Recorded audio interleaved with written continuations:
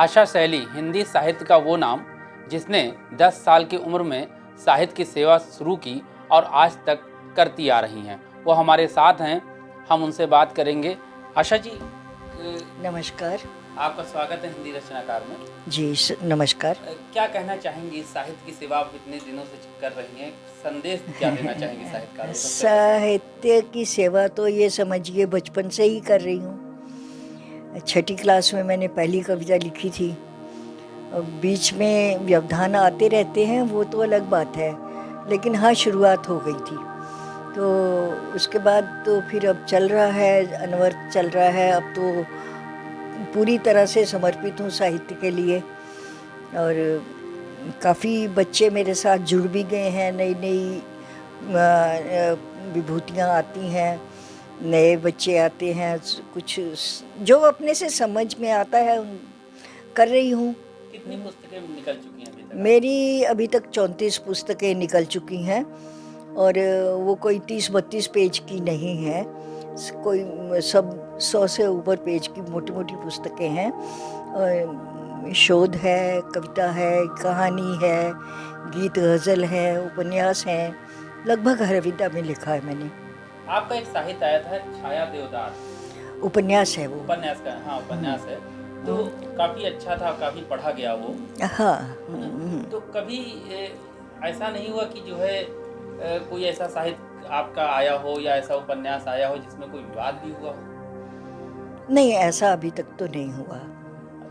क्या आज के साहित्यकार जो युवा साहित्यकार हैं वो खास तौर से जो है संरक्षण नहीं लेते साहित्य अपने सीनियर का? हाँ, ये एक आजकल के ज़माने में एक चलन हो गया है, लेकिन बहुत सारे जो लेते हैं वो फ़ायदे में रहते हैं, और जो नहीं लेते वो नुकसान अपना करते हैं। कहने को तो कह देते हैं कि संपादक हमारी रचना नहीं छापते या क्या है, लेकिन वो अपनी रचना को पलट के देखना नहीं पसंद करते। जो अगर उस पे मेहनत करें, रचना को कभी शब्द सामर्थ्य नहीं होती। एक दूसरी बात और भी हो गई है आज साहित्य में, आंचलिक शब्द ऊट पटांग हिंदी को शुद्ध को तो कोई लेता ही नहीं। मैं खाई हूँ, मैं भोगी हूँ, पता नहीं क्या क्या उल्टे सीधे शब्द जोड़ते हैं। मैंने खाया है नहीं कहेंगे, मैं खाई हूँ, मैं खाया हूँ। क्या हुआ भाई, इसका कम से कम शब्दों का तो ऐसा अगर आप लिख के देंगे तो जो एक सुधी संपादक होगा वो कैसे छाप देगा उस रचना को। तो ये थोड़ा सा नए बच्चों को ये समझना पड़ेगा कि हम भाषा का रूप ना बिगाड़ें। बहुत मेहनत की है लोगों ने, हमारे भारतेंदु वगैरह ने, या जो भी विद्वान रहे हैं, बहुत मेहनत करके उन्होंने हिंदी को ये यहाँ तक पहुँचाया है, ये रूप दिया है। तो इसे बनाए रखा जाए तो मेरे ख्याल में ये अच्छा रहेगा। आपकी एक पत्रिका भी आती है शैल सूत्र, उसमें किस तरह से आप उसको चलाते हैं? नए साहित्यकारों को उसमें स्थान आप सुना है दिया जाए? हमने उसमें स्तंभ रखा हुआ है, नई कलम और नन्ही कलम। हम छोटे छोटे बच्चों को भी उसमें ले रहे हैं। हाँ, 2री, 3री, 4ठी, 5वीं क्लास के बच्चे, हम उनके अध्यापकों से कहते हैं कि आपके बच्चा कोई लिख रहा है तो उसकी रचनाएं हमें दीजिए। उसके लिए हमने स्तंभ अलग रखा है। वो बच्चा अगर त्रुटिपूर्ण लिख रहा है तो हम उसको एज इट इज जैसा है वैसा ही छाप रहे हैं, क्योंकि हम ये दिखाना चाह रहे हैं कि उस बच्चे में प्रतिभा तो है, तो वो, लेकिन वो बच्चा ही तो है, आगे बढ़ेगा, अच्छा लिखेगा, अच्छा वो तरक्की करेगा। उससे बच्चे खुश होते हैं, अपनी रचना देखते हैं, अपनी फ़ोटो देखते हैं, प्रोत्साहन मिलता है उनको, तो आगे बढ़ते हैं। इसी तरह से नई कलम भी है। अगर नए लोग लिखने लगे हैं तो उनका भी हम जैसा है वैसा छाप देते हैं। लेकिन हाँ, अगर कोई हमें कहे कि इसको सुधार दीजिए तो हम सुधार भी देते हैं। अच्छा, प्रकाशन की जो है बहुत बड़ी समस्या है। साहित्यकार लिख भी रहे हैं लेकिन उनका कहीं छप नहीं रहा है। बहुत से ऐसे साहित्यकार, उससे मनोबल भी उनका टूट रहा है। तो क्या कहना चाहेंगे, उसका क्या रास्ता है? देखिए, आजकल सबसे बड़ी समस्या तो पुस्तक के ना बिकने की है। पुस्तक बिकती नहीं है। हम लोग पुस्तक छपवाते हैं और फ्री में बांटते हैं, और ऐसी पुस्तकें जो हैं वो लोग ले जाके पढ़ते भी नहीं हैं, कुछ लोग पढ़ते हैं कुछ नहीं पढ़ते हैं, लेकिन उसके बावजूद लेखक के मन में ये ज़रूर रहता है कि मैंने इतना लिखा है, इसकी पुस्तक छपनी चाहिए।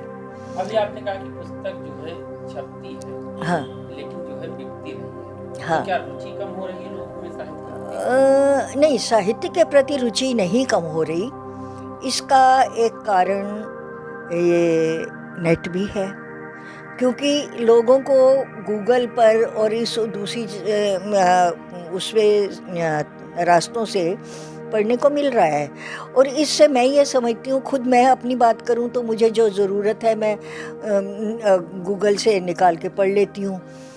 थोड़ा सा ये हुआ है कि किताबों की तरफ लोगों का रुझान कम हुआ है, और इसका बड़ा कारण एक मैं ये समझ रही हूँ कि हम लोग जब छोटे थे, स्कूल में पढ़ते थे, तो हमारा जो शनिवार होता था तो उस शनिवार को हमको लाइब्रेरी से किताबें लानी पड़ती थी, और वो पढ़ने के बाद हफ्ते बाद हमको वापस जमा करानी पड़ती थी। तो ये संस्कार नहीं दिए जा रहे पढ़ने के। मुख्य बात ये है, घरों में माँ बाप लाते थे चंपक नंदन ये वो छोटी मोटी किताबें, या फिर हम लोगों को, जैसे मैं अपनी बात कहूँ तो हमको एक बंधन था कि हमने जब तक गीता का एक अध्याय नहीं पढ़ा तब तक हमको खाने को नहीं मिलेगा, है ना। तो उससे हमें एक संस्कार मिला है, उसी को कायम रखते हमारी प्यास रही कि हम पढ़ें, क्या पढ़ें। तो ये है कि उम्र के साथ साथ मनुष्य की रुचियाँ बदलती हैं। बचपन में आपने माँ बाप के बंधन से पढ़ लिया, लेकिन जब आप युवा होते हैं तो आपका दूसरे तरह के साहित्य की तरफ रुचि जाती है।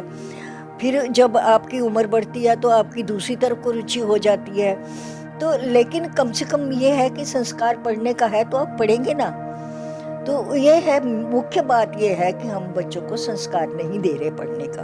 अच्छा, आप हास्य भी लिखती हैं, हास्य कविताएं भी आपने लिखी हैं? हास्य कम लिखा है, लिखा तो है, कम लिखा है। टीवी पे जो है जो हास्य को लेकर सीरियल चल रहे हैं, चाहे वो कपिल शो हो या अन्य कोई शो हो, तो क्या कहना चाहेंगे उनके बारे में? नहीं, उसका बहिष्कार करना चाहिए। मुझे ये फूहड़ता तो बिल्कुल, फूहड़ता हास्य होती ही नहीं। हास्य स्वस्थ हास्य आप परोस सकते हैं, बहुत अच्छा हास्य दे सकते हैं, है ना। आप उसका मतलब किसी भी चीज़ का मजाक उड़ाना है, उसको पिनिंग करना है, चुभोना है, तो आप उसको स्वास्थ्य शब्दों के माध्यम से दे सकते हैं। कोई ऐसी बात नहीं है कि आपको फूहड़ता ही परोसेंगे तभी हंसी आएगी, ऐसा नहीं है। लेकिन इसमें जो है कमी तो दर्शकों की भी है, जो वाह वाह करते हैं, तालियां बजाते हैं, और आयोजकों की भी है कि जो सस्ती लोकप्रियता बटोरना चाहते हैं। तो इससे ज़्यादा क्या कहा जाए। अच्छा, साहित्यकारों के लिए सरकार को कुछ करना चाहिए? हाँ, ये बहुत महत्वपूर्ण प्रश्न है। असल में कोई भी उद्योग कहिए, कोई भी मिशन कहिए, सरकारी सहयोग के बिना पनप ही नहीं सकता।